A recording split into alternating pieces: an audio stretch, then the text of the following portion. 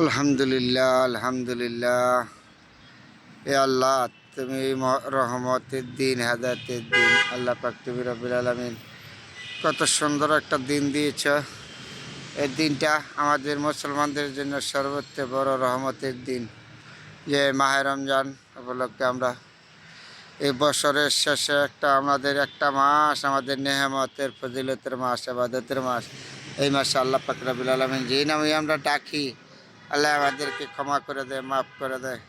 তাহলে আমাদের বিশাল বড় একটা নেহামত রহমতের মাস এই পবিত্র রমজান মাস। রমজান শেষ পর আসে আমাদের সুন্দর একটা দিন, ঈদের দিন। ঈদে মোবারক। আমরা সবাই একজন আরেকজনের দিব জানাবো, ঈদ করব।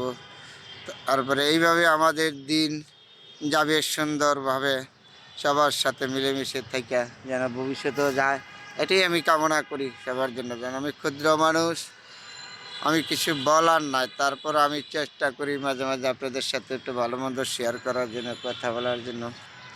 এই রমজান মাস উপলক্ষে সে কথার দরকার নেই, তারপরে বলেছি আল্লাহ পাক রব্বুল আলামিন যেন আমাদেরকে এরকম সুন্দরভাবে নেয়। রহমতের দিনগুলি যেন আমাদের সুন্দরভাবে বাকি জেগে রয়েছে, সবার সাথে যেন মন মানসিকতা রক্ষা করে চলতে পারি। আপনি আমি সবাই চিরদিন কেউ থাকবে না, আপনিও থাকবেন না, আমিও থাকবেন না, রয়ে যাবে। ভালো মন্দ নিয়ে সমালোচনা করবে মানুষে। আসেন আমরা সকলে সবার সাথে মিলেমিশে হাত মিলে, কাঁধে কাঁধে কাঁধ মিলে আমরা একসাথে এগিয়ে যাই। এ দেশ আমার, আপনার। এই দেশ আপনাকে কি দিয়েছে বড় কথা না, আপনার দেশকে কি দিয়েছেন সেটা হলো বড় কথা।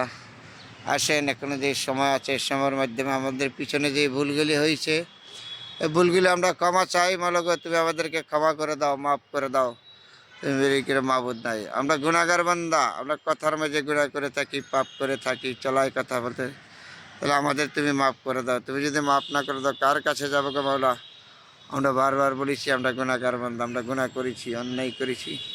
তোমার কাছে ক্ষমা চাই মাওলা, তুমি আমাদেরকে ক্ষমা করে দাও, মাফ করে দাও। এই মাহে রমজান উপলক্ষে আমাদেরকে সবাইকে তুমি মাফ করে দাও, হেদায়েত করো। এই যে সুন্দর দিনগুলি যেন আমরা সামনে সবার সাথে মিলেমিশে থাকতে পারি, চলতে পারি, এই তৌফিক দান তুমি করো গো মাওলা। তুমি সকল পারের মালিক আল্লাহ, তোমার কাছে দোয়া চাই। আমি একজন ক্ষুদ্র মানুষ হিসাবে তোমার কাছে, তার কাছে চাওয়া নয়, চাওয়া সর্বত থেকে যেন আমরা মানুষ হিসাবে সবার সাথে মিলেমিশে চলতে পারি, থাকতে পারি। আল্লাহ পাক রব্বুল আলামিন যেন আপনাকে আমাকে সেই তৌফিক দান করে। আমি আমি যখন সময় পাই তখন আপনাদের সাথে একটু সুন্দর জিনিসগুলি শেয়ার করি, ভালো মন্দ একটু কথা বলি। এটা হলো আমার একজন কথা। কেউ আমার কথা শুনে মন খারাপ করবেন, কেউ ভালো বলবেন, এটাই যে সবার সবাই আমাকে ভালো বলবে এমন কোনো কথা না। তারপরও সবার জন্য দোয়া এবং শুভকামনা থাকবে।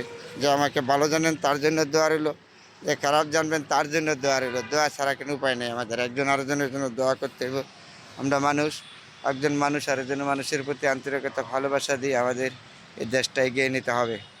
সবার সাথে মিলেমিশে থাকতে হবে। আল্লাহ পাক রব্বুল আলামিন যেন সেই তৌফিক দান করে আপনাকে, আমাকে, সবাইকে। সবার জন্য দোয়া এবং শুভকামনা রইল। আলহামদুলিল্লাহ, আলহামদুলিল্লাহ, আলহামদুলিল্লাহ, আলহামদুলিল্লাহ। হে আল্লাহ, তুমি আমাদের এই সুন্দর দিনগুলি পার করেছ, রহমতের দিন, রমজানের দিন, সুন্দর দিনগুলো তুমি সুন্দরভাবে পার করেছ। আর বাকি দিনগুলি আমাদের উপরে এরকমভাবে নিও।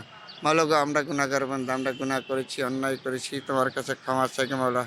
তুমি আমাদেরকে ক্ষমা করে দিও, মাফ করে দিও। কারণ আমরা কথার মাঝে গুনাহ করি, কাজের মধ্যে গুনাহ করি, যে কোনোভাবে আমরা গুনাহ করি। আমরা গুনাহগার বান্দা, তারপরে তোমার কাছে ক্ষমা ছাড়া আর কিছু নেই আমাদের চাওয়া। তাহলে মাওলা, তুমি আমাদের ক্ষমা করে দিও। আমিন।